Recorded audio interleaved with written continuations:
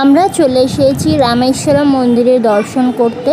যেদিন হোটেলে পৌঁছায় সেই দিনই সন্ধেবেলায় বেরিয়ে পড়েছিলাম রামেশ্বরম মন্দিরটা দেখতে। দেখো খুব সুন্দর। আর এই মন্দিরের বাইরে থেকে দেখো করিডোরটা। মন্দিরের একদম ভেতরে কিন্তু ফোন অ্যালাউ নেই। মন্দিরের ভেতরে এটা সেই ফেমাস করিডোরটা।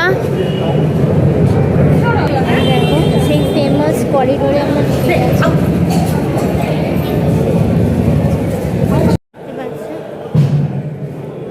মন্দির দর্শন আমাদের হয়ে গেছে, খুব ভালো দর্শন হয়েছে। পুরীতে যেমন ঠেলাঠেলি হয় এসব হয়, এখানে কিন্তু একদম সেরকম নেই। জানি না সকালে হয় কিনা, আমরা সন্ধ্যেবেলা দর্শন করলাম, খুব ভালো দর্শন হয়েছে। এই দেখো সেই করিডোর ভেতরে তো ক্যামেরা অ্যালাউ নেই, তাই দেখাতে পারিনি। এই করিডোরগুলোতেই শুধু ক্যামেরা ফোন অ্যালাউ। চলো, খুব ভালো দর্শন হয়েছে। কাল সকালে আবার আসবো, একবার ওই 22 কুণ্ড স্নান সেই সব সেরে তখন আসবো, তখন পুজো দেবো।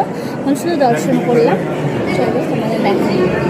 মন্দিরের বাইরে দেখো খুব সুন্দর ফুলের মালা নিয়ে বসেছিল।